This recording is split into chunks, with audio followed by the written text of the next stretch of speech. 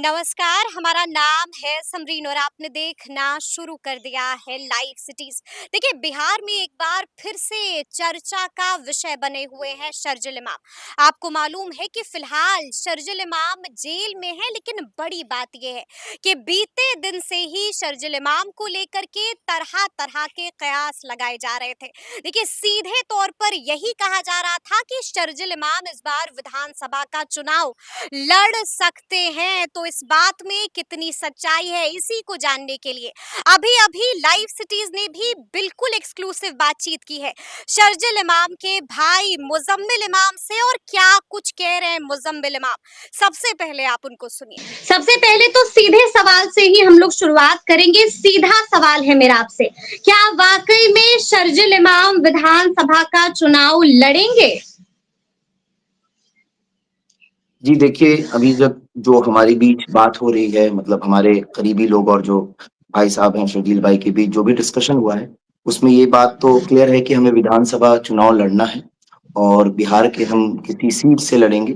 अब ये जैसे जैसे वक्त गुजरेगा चीजें और पब्लिक डोमेन में क्लियर होती जाएंगी। लेकिन आप कह रहे हैं कि ये बात तो कंफर्म है कि शर्जिल इमाम चुनाव तो लड़ेंगे ही लड़ेंगे। इस बात पर हम मुहर लगा दें, लॉक कर दें इस बात को? जी बिल्कुल, लॉक कर दें। लेकिन ऐसे में जी अब बिल्कुल। इस सवाल से दूसरा सवाल भी उत्पन्न होता है मुजम्मिल, और दूसरा सवाल यही है कि आखिर पार्टी कौन सी होगी? किस पार्टी में आप लोगों की बातचीत चल रही है? कौन सी पार्टी वो होगी जिससे शर्जिल इमाम चुनाव लड़ेंगे? देखिए, जहाँ तक इलेक्शन और पार्टी का सवाल है, जहाँ तक सीट का भी मामला हो या किस पॉलिटिकल पार्टी से हम लड़ेंगे, ये सारी चीज़ें हमने अपने लोगों पे छोड़ रखा है और ख़ासकर अवाम, जो जिस अवाम की खातिर हम पिछले 5 सालों से संघर्ष कर रहे हैं और जिस अवाम की खातिर हम जेल में हैं, जिस अवाम की खातिर हम परेशानियों को उठाने के लिए तैयार हैं, हमने ये सारे फैसले उन अवाम पे ही छोड़ दिया है और हम लोगों से मशवरा ले रहे हैं, उनसे बातचीत कर रहे हैं और मुख्तलिफ पार्टियों से हमारे राब्ता कायम है। अब देखिए, जहाँ हमारी बातों को सुना जाएगा, हमारी शर्तों को माना जाएगा, उस पॉलिटिकल पार्टी से या फिर कुछ नहीं होगा तो हम इंडिपेंडेंट भी जाने के लिए तैयार हैं, लेकिन हम इस कह सकते हैं चुनावी मैदान में ज़रूर उतरेंगे 2025 के। चुनावी मैदान में जरूर उतरेंगे और इंडिपेंडेंट भी ताल ठोक सकते हैं। लेकिन अभी आपने कुछ देर पहले ये भी कहा कि अलग अलग पार्टियों से हमारी बातचीत चल रही है, तो हम आपसे ये भी जानना चाहेंगे कि किस किस पार्टी से बातचीत चल रही है? शर्जिल इमाम की, देखिए मुजम्मिल इमाम की? देखिए, मामला ऐसा है कि ये तो बहुत ऑब्वियस सी बात है कि जो सेकुलर पार्टीज़ हैं, जिनकी ज़हन में सेकुलरिज़्म हो, हम यानी उन्हीं कि पार्टियों की राजद? तरफ अपना यानी कि राजद? ये अब ये मुझे नहीं लगता कि हिंदुस्तान में सिर्फ राजद या फिर कांग्रेस? कांग्रेस या फिर कोई भी मुख्तलिफ पार्टी ऐसी पार्टी है जो जेडीयू? सेकुलर पार्टी है। जेडीयू को मानते हिंदुस्तान हैं में आप बहुत सारी सेक्युलर? ऐसी पार्टियां हैं जो सेकुलर पार्टी के एआईएमआईएम? तौर पे जानी जाती है। जनसुराज? मोहतरमा, अब मुझे नहीं लगता कि अभी किसी का नाम लेना मुनासिब होगा, क्योंकि ये फैसला सिर्फ हमारा नहीं, शर्जील भाई का नहीं, ये फैसला अवाम का होगा, क्योंकि वही अवाम थी जब सीएनआरसी का प्रोटेस्ट हो रहा था, तो लाखों की तादाद में जब शर्जील इमाम के पीछे वो खड़े थे और शर्जील इमाम जैसे कई सौ लोग थे जिनके पीछे लोग वो खड़े थे, स्टूडेंट्स के पीछे। तो ये सब अवाम ने किया है, तो इस बात का भी फैसला अवाम करेगी कि हम किस सीट से लड़ेंगे और किस पॉलिटिकल पार्टी से लड़ेंगे। ये सारी चीजें हमने अवाम पे छोड़ रखी है। हमारी बातें चल रही हैं बिहार में, कई जिलों के कई लोगों से बातें चल रही है और हमारी जो अपनी टीम है जो कि कंटिन्यूस संघर्ष में हमारा साथ दे रही है, उनसे भी बातें चल रही है। इंशाल्लाह उम्मीद करता हूँ कि बहुत जल्द बहुत बेहतर खबर आपको सुनने को मिलेगी कि हम किस पार्टी और किस सीट से अपना, कह सकते हैं चुनावी, आपके लफ्जों में बोला है तो ताल ठोकते नजर आएंगे। ताल ठोकते हुए नजर आएंगे, यानी कि मुजम्मिल जी इनकार नहीं कर रहे हैं। आप इनकार इस बात से नहीं कर रहे हैं कि बातचीत नहीं चल रही है पार्टियों में? बातचीत हो रही है, बातचीत चल रही है। जी जी अच्छा, अभी आपने कुछ देर पहले ये भी कहा कि हम उस पार्टी के साथ जाएंगे जो पार्टी हमारी शर्तों को मानेगी। तो आपने ऐसी क्या कुछ शर्तें रख दी हैं पार्टी के सामने ये जो हमारी उनको कोई भी ऐसी दुविधा में शर्त डाल नहीं, दिया है? जो हमारे बेसिक हुकूक हैं, जो हमारा कह सकते हैं राइट होता है एज अ मुस्लिम, हमारा एक ही मानना है कि जिसकी जितनी आबादी उसकी इतनी हिस्सेदारी। हम उस मामले में सिर्फ एक सीट के लिए चुनाव लड़ना नहीं चाहते कि शर्जील इमाम किसी एक सीट पे महदूद हो जाएं और वो सीट से चुनाव लड़ें और अपना विधायक बन के विधानसभा में बैठ जाएं। हमारा मकसद ये कतई नहीं है। हमारा मकसद है कि हम जिस पार्टी में भी जाएँ, उसमें सबसे पहला सवाल हमारा ये होगा कि अगर हमारी हिस्सेदारी बिहार में 14-15% है, तो हमें 14-15% हिस्सेदारी मिलनी चाहिए पार्टी के सीट्स में भी। ये हमारा हुँ, बेसिक जो हमारा माँग है वो यही है। अगर इन चीज़ों को कोई भी पॉलिटिकल पार्टी एक्सेप्ट करती है, हमारी सोच को कि जिसकी हुँ। जितनी हिस्सेदारी कह सकते हैं, जिसकी आबादी के हिसाब से अगर दी जितनी जाए, तो जितनी हम उन चीज़ों संख्या पे भारी बिल्कुल उसकी बात करके उतनी आगे बढ़ेंगे। हिस्सेदारी। जी, बेशक, जितनी ये जितनी ये ये संख्या भारी उसकी उतनी हिस्सेदारी एग्ज़ैक्टली। मिलनी चाहिए। क्योंकि मुसलमानों के साथ खासकर अल्पसंख्यकों के साथ इस मामले में बहुत ज़्यादा ही कह सकते हैं मतलब लोगों ने दोहरा चरित्र अपनाया है कि हम वोट तो देते रहे हैं 12 हमेशा पॉलिटिकल पार्टीज़ को देते रहे हैं, अलग-अलग दौर में अलग-अलग पॉलिटिकल पार्टी को वोट दिया हमने, लेकिन कभी हम अपनी हिस्सेदारी के हिसाब से हमारी आबादी के हिसाब से हमें हिस्सेदारी नहीं मिल पाई है। इस चुनाव में भी हम हुँ, वही काम करेंगे, किसी पॉलिटिकल पार्टी को भाजपा के डर से हम वोट दे देंगे, लेकिन क्या हम हुँ, हिस्सेदारी वो दे पाएँगे? ये बहुत इम्पोर्टेंट मौजू क्योंकि अगर हमें हिस्सेदारी नहीं मिलेगी तो हम अपने सवाल कभी भी विधानसभा या सांसद में उस तरीके से उठा ही नहीं सकते हैं, जो हमारे बेसिक हुकूक हुँ, की बात होती है, वो हम नहीं रख पाएँगे। हुँ। लेकिन ऐसे में ये भी सवाल खड़ा होता है मुज़म्मिल जी कि अचानक से कैसे-कैसे शर्जील इमाम ने चुनावी रण में आने का मन बना लिया, ताल ठोकने का मन बना लिया? देखिए, इसको 2 नज़रिए से देखा जा सकता है। पहले तो ये बात भी हकीकत है कि हम 3 पुश्तों से हमारा परिवार राजनीतिक परिवार रहा है। हमारे दादा हुज़ूर जो थे, वो खुद 30 सालों तक सरपंच रहे हैं। उसके बाद हमारे वालिद साहब भी जदयू में कंटिन्यू मतलब उन्होंने अपनी शुरुआत कांग्रेस से की थी, उसके बाद उन्होंने आखिरी सांस तक अपने जदयू में हुँ, मतलब उन्होंने हिस्सेदारी दी, चुनाव भी लड़ा। तो ऐसा तो नहीं है कि ये चीज़ हमारे घर में पहले से नहीं चली आ रही है कि हम उम्मत के लिए या कह सकते हैं कम्युनिटी सर्विस के लिए काम नहीं करते आए हैं। ये बहुत बेसिक सी चीज़ हम करते आए हैं बट शर्जील भाई की जहाँ तक बात है जेल जाने तक उनका कोई ऐसा प्लान नहीं था लेकिन जो मौजूदा हालात है जिसमें उन्होंने महसूस हुँ, किया कि ये ज़रूरी है कि हम उस सदन में जाके बैठें और हम अपनी बातों को रखें ताकि चीज़ें जो हमारे साथ गलत हो रही हैं या फिर जिन चीज़ों में बदलाव की ज़रूरत है हम उन पे बात कर सकें और उनमें हम भी अपनी हिस्सेदारी दे सकें। हुँ। और ये खासकर अपनी उनके हिस्सेदारी आस-पास दे के लोग हैं जिनका ये जी। मशवरा भी है कि आपको जाना चाहिए। बिना पब्लिक डिमांड के आपको कभी जाना हमारा चाहिए। फैसला नहीं था लेकिन कि हम चुनाव लड़ना चाहते हैं। मैंने शुरू में ही ये बातें कही हैं कि देखिए बीते दिन से ही शर्जील इमाम को लेकर के सोशल मीडिया पर तरह-तरह के कयास लगाए जा रहे थे और कहा ये भी जा रहा था उन तमाम पोस्ट में कि किशनगंज ही वो सीट होगी, जहां से ताल ठोकेंगे शर्जील इमाम। तो क्या इस बात को भी हम लॉक कर दें कि किशनगंज से ही ताल ठोकेंगे शर्जील इमाम? नहीं देखिए ये तो किशनगंज की सीट हो या कोई और भी सीट हो ऐसा कोई फैसला अभी हमारे बीच नहीं हुआ है। ये बेशक हुँ, एक बात चल रही थी हमारे इंटरनल डिस्कशन में कि हम सीमांचल के तरफ से हम किसी सीट से चुनाव लड़ना चाहते हैं, ये हमारी इंटरनल डिस्कशन रही है लोगों के बीच और खासकर कई लोग जो उस क्षेत्र के हैं, जो हमसे कनेक्टेड हैं, उनका भी ये मानना है कि हमारे क्षेत्र के साथ सबसे ज़्यादा बेईमानी की गई है और उस जगह को सबसे ज़्यादा कह सकते हैं मतलब एक अलग व्यवहार के साथ ट्रीटमेंट रहा है। तो लोगों का मानना है कि उस क्षेत्र में हमें जाना चाहिए और उनके हक की आवाज़ को बुलंद करना चाहिए। तो एक वो ज़हन में वो भी है कि हाँ, सीमांचल की तरफ से हुँ। शायद हम फैसला लें लड़ने का। यानी कि इस बात से भी आप इनकार नहीं कर रहे हैं कि किशनगंज भी आपके फेहरिस्त में शामिल है, इस बात से आप इनकार नहीं कर रहे हैं। सीमांचल में जितनी सीटें हैं वो हमारे फ़हरिस्त में हो सकती हैं। किशनगंज कोई इकलौता ऐसा सीट नहीं है जो सीमांचल का हिस्सा हो। लेकिन ये बात मैं आपको एकदम यकीनन बता सकता हूँ कि अभी की कोई भी सीट हमारी फाइनल नहीं हुई है।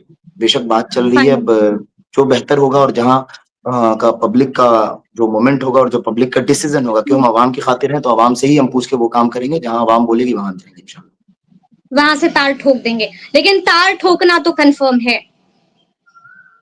अब इसको ताल ठोकना कहिए कि अपने हक की लड़ाई के लिए एक स्टेप और कहिए, आप जिस लेकिन जिन लफ्ज़ों में आप कहना चाह सकती हैं, जेल कह में सकती रह हैं। करके मुजम्मिल जी ताल ठोक रहे हैं।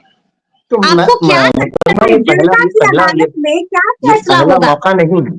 ये पहला मौका जी, नहीं है समीम जी कि जेल में रह के कोई चुनाव लड़ रहा हो। बिहार की अगर बात की जाए तो अनंत सिंह जी लगातार जेल में रह के चुनाव लड़ते रहे हैं। अभी देख लीजिए इंजीनियर रशीद साहब सांसद बने हैं। वो एक पंजाब से एक सिख समुदाय के एक व्यक्ति हैं, वो भी सांसद बने और ऐसा कई बार हो रखा है कि जेल से लोगों ने चुनाव लड़ा है, चुनाव जीते हैं। तो ये तो जनता की अदालत फैसला करेगी, हमारी अवाम क्या फैसला लगता करेगी है कि हम जनता कितने की सही और कितने अदालत गलत में हैं। पास होंगे या फेल हो जाएंगे शर्जिल इमाम? पास और फेल होना हमारा मकसद नहीं है। हम चुनाव ना विधानसभा जाने के लिए लड़ रहे हैं, ना कोई हमें कहते हैं ऐसा कोई है कि हमें अपना पॉलिटिकल रिप्रेजेंटेशन मतलब हमें कोई पॉलिटिकल पहचान की जरूरत है। हम जो लड़ाई लड़ रहे हैं ये लड़ाई काफी लंबी है और इसका मकसद है कि हम एक ही एजेंडा लेके चल रहे हैं कि जिसकी जितनी आबादी उसकी उतनी हिस्सेदारी। और ये जो पॉलिटिकल पार्टी कंफर्म करेगी हम उसके साथ जाएंगे। एक बात, अगर कोई नहीं कंफर्म करती है तो हम इंडिपेंडेंट लड़ेंगे और भविष्य में भी इन चीजों पे हम काम करते रहेंगे। हो सकता है भविष्य में अपनी एक ऑर्गेनाइजेशन बना के हम इस चीज पे कंटिन्यू करें, लेकिन ये लड़ाई हमारी जारी रहेगी इन इन ताकतों के खिलाफ जो कि हमारे हमारे आबादी के हिसाब से हमारी हिस्सेदारी देने में कतराते हैं और सिर्फ हमें वोट बैंक की तरह इस्तेमाल करते हैं। ठीक है, लेकिन हम आपसे ये भी जानना चाहेंगे मुजम्मिल कि अपडेट क्या है शर्जिल इमाम मामले में, अपडेट क्या है, मामला जी, कहाँ तक मामला पहुंचा है? ऐसा है मोहतरमा की जो शर्जील इमाम साहब पे लगभग 8 केसेस किए गए थे ऑल अक्रॉस कंट्री, जिसमें 7 केसेस उनके स्पीच पे थे और एक केस किया गया था दिल्ली में। दंगा हुआ था फरवरी 2020 दिल्ली राइट, तो बिल्कुल। हाँ Delhi Delhi right, north east जिसमें दंगा।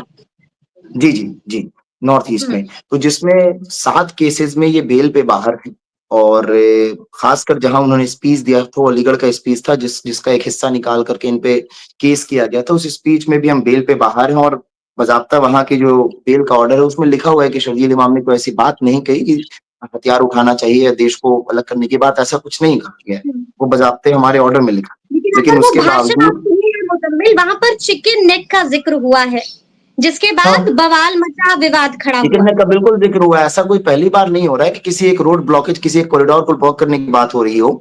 ऐसा 12 और वो इस केस में अभी अंदर है जिस केस में वो इसके 1 महीने पहले से वो जेल में 28 जनवरी 2020 से शर्जील इमाम जेल में, 26 फरवरी 2020 को दंगा होता है, हम 1 महीने पहले से जेल में और अपन पे दंगे का इल्जाम डाल रहे हैं। और वो भी एक सबूत क्या देते हैं, वही स्पीचेस जिसमें हम बेल पे पहले 3 साल से बाहर हैं।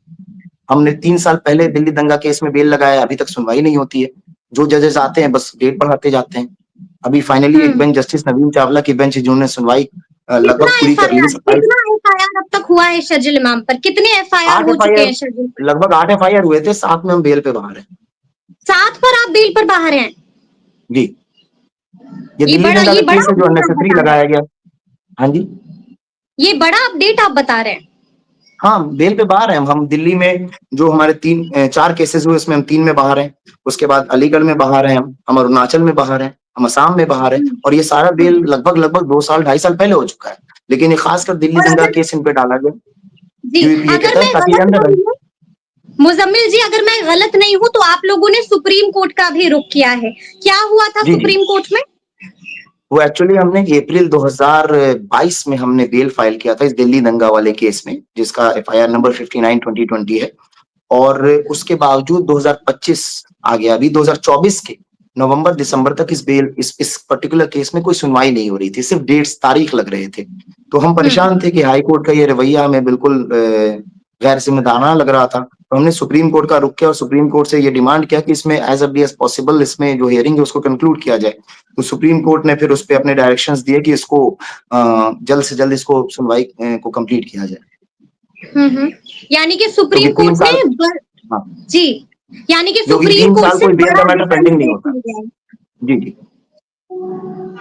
तो अब क्या होगा? अब इस मामले में सुनवाई कब होगी मुजम्मिल जी? जी, ये एक्चुअली 8-9 लोगों की बेल, वो दिल्ली रॉयट का जो केस है उसमें कई लोग थे जो जिन पर ये इल्जामात लगाए गए हैं, जिसमें 8-9 लोगों के केसेस दिल्ली हाई कोर्ट में पेंडिंग थे बेल के लिए। तो जिसमें से 9 लोग में से 8 लोगों के केसेस की बहस हो चुकी है। एक बची हुई है गुल्फिशा, जिसका आपने नाम सुना होगा, उनकी बहस आपको 27 मई को है और वो उस दिन ठीक कंक्लूड हो है। जाएगी, तो वो फिर ऑर्डर पे चला जाएगा और वो मोस्ट प्रोबेबली गर्मी छुट्टी के समर वेकेशन के बाद उसका ऑर्डर आ जाएगा हाई कोर्ट से और हमें तो उम्मीद है कि वो पॉजिटिव रहेगी। शर्जील इमाम मामले में सुनवाई कब होगी? हमारी हो गई सुनवाई, हमारी इसी महीने की 8 तारीख को हमारी बहस कंप्लीट हो चुकी है और हम वेट कर रहे हैं कि बस 27 तारीख को गुलफिशा का बहस कंप्लीट होने के बाद वो ऑर्डर पे चला जाए, जो कि मोस्ट प्रोबेबली जुलाई में उसका ऑर्डर आ जाएगा, क्योंकि जून पूरा छुट्टी है समर हॉलिडे। बिल्कुल, बिल्कुल, समर हॉलिडेज। तो क्या लगता है बेल मिल पाएगी शर्जिल इमाम को कि नहीं? सीधा सवाल है। देखिए, बेल देना ना देना तो ये तो जज साहब का मतलब एक अपना इस पे डिस्कशन है, अधिकार बट मामला ये है कि जो हमारा केस है वो केस काफी मजबूत है, क्योंकि हम 1 महीने पहले से जेल में थे और हमारे पास कोई सबूत नहीं है खिलाफ, ना हम उस लोकेशन पे कभी गए, ना हमारा लोकेशन से कोई वास्ता रहा। ना भी जिन लोगों के साथ आप हमें अटैच करके उस पर्टिकुलर केस में डाल रहे हैं, उनसे हमारा कभी कोई ताल्लुकात रहा या टेलीफ़ोनिक कन्वेशन या कन्वर्सेशन या व्हाट्सएप कन्वर्सेशन या किसी भी ऐसी तरह की मुलाकात रही हो, तो फिर वो हिसाब ही नहीं बनता कि हमने कहीं बैठ के दंगा प्लान किया हो। हम 1 महीने पहले से जेल में और हमारे जेल में जाने के बाद ये सारी चीज़ें ऑकरेंस हुई है, तो ऑब्वियस सी बात है। तो हमारा केस तो बहुत स्ट्रॉन्ग है बेल के लिए। अब लेकिन ये है कि जो मीडिया नैरेटिव एक चलाती है, उससे जज साहब या फिर सोसाइटी से हमें जीतना थोड़ा वही हमें मुश्किल लगता है, लेकिन उम्मीद है हमें कि इंसाफ ट्रुथ विल प्रिवेल और इंशाल्लाह इंसाफ मिलेगा। इंसाफ मिलेगा। चलिए एक अंतिम सवाल है मुज़म्मिल जी आपसे, अब आगे-आगे क्या? क्योंकि चुनाव लड़ने का मन तो बना लिया है, तो अब आगे-आगे क्या कुछ करिएगा? कुछ सोचा है? देखिए, चुनाव लड़ने का जहाँ तक मामला है, ये ऐसा कुछ नहीं है कि अब ये लोगों के लिए एक फेस्टिवल होता होगा कि 5 साल में 1 बार आता है और लोग हुँ। इसमें जाते हैं, कंटेस्ट करते हैं, कोई जीतता है, कोई लोकतंत्र का हारता है। ले महापर्व है चुनाव। हाँ, महापर्व है लेकिन हमारे पर्व नहीं है क्योंकि जो आदमी अपनी डेली की ज़िम्मेदारियों से परेशान है, जो आदमी जो कम्युनिटी अपनी डेली की तकलीफ़ों से परेशान है, उसके लिए पर्व कैसा ये पर्व? ये पर्व हुँ, से बेहतर मैं बोलता हूँ कि अगर इस पर्व को सही में हम मना रहे होते, तो हमारी हिस्सेदारी उस हिसाब से होती जितनी हमारी आबादी होती।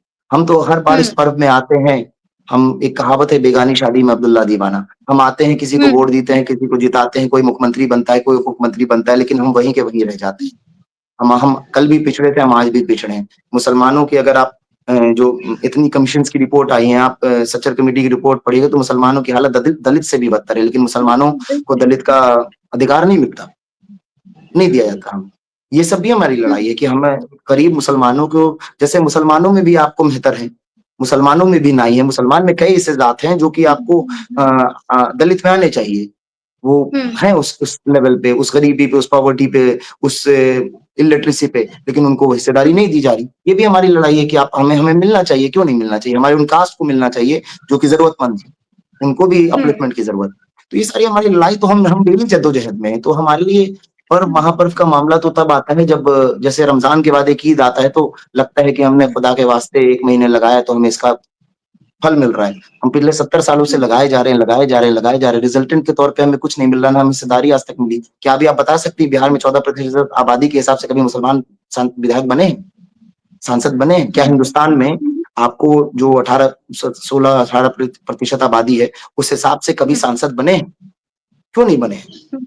बनने यानी चाहिए, कि बाकी सब नाराज़गी है मुसलमानों में। नहीं, बेशक बेशक मुसलमान का जो आम तबका है वो कह सकते हैं पॉलिटिकल बहुत ज़्यादा लिटरेसी नहीं है उनमें, लेकिन तब भी अगर आप उनसे पूछिए हुँ, कि क्या आपको आपके हुकूक मिले हैं, तो वो बोलेंगे नहीं, हमें नहीं मिले हैं। हुँ, भाई आप यादव को जोड़ सकते हैं, आप राजपूत को जोड़ सकते हैं, आप भूमियार को जोड़ सकते हैं, सबके परसेंटेज के हिसाब से सीट्स की डिमांड हो जाती है, कि 4 उनको हुँ, मिलेगा, 8 उनको मिलेगा, 6 इनको मिलेगा। क्या कभी किसी ने जोड़ा कि मुसलमानों की 14% या 15% आबादी के हिसाब से उनके बिहार में कितनी सीट्स उनको मिलनी चाहिए? जहाँ पे 30% जी, मुसलमान होते हैं, वहाँ पे आप लड़ा हुँ, देते हैं, कभी यादव को, कभी भूमियार को, कभी किसी को लड़ा देते हैं, सेक्युलर पार्टी के नाम पे और वो जीत जाते हैं। क्या कभी ऐसा हो सकता है कि आप वहाँ पर मुसलमान को लड़ा के नॉन मुस्लिम कम्युनिटी से वोट एक्सपेक्ट नहीं कर सकते? क्यों नहीं कर सकते भाई? जब सेक्युलर कम्युनिटी और सेक्युलर पार्टी के तौर पे हम बात कर रहे हैं, तो वाइस वर्सा होना चाहिए।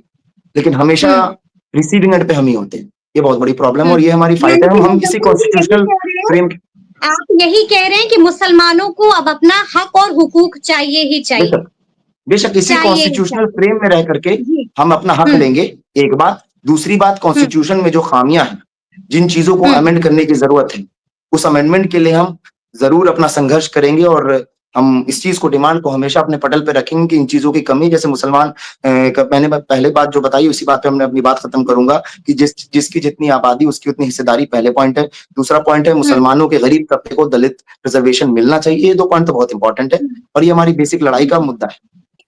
तो सुना आपने कि मुज़म्मिल इमाम ने साफ-साफ कह दिया है कि इस बात में कोई शक शुबा नहीं है। हम इस बात से बिल्कुल इत्तेफ़ाक रखते हैं और बिल्कुल भी इनकार नहीं कर रहे हैं। साफ-साफ कह दिया है कि जी हाँ, शर्जिल इमाम इस बार बिहार विधानसभा का चुनाव लड़ने जा रहे हैं। तो अब देखना होगा कि आगे-आगे क्या कुछ होता है। तो फिर ये पूरी बातचीत आपको कैसी लगी है कमेंट करके हमें ज़रूर बताइएगा। तो ऐसे तमाम अपडेट्स के लिए बिल्कुल ऐसे ही हमारे साथ बने रहिएगा और देखते रहिएगा लाइव सिटीज़। बहुत शुक्रिया।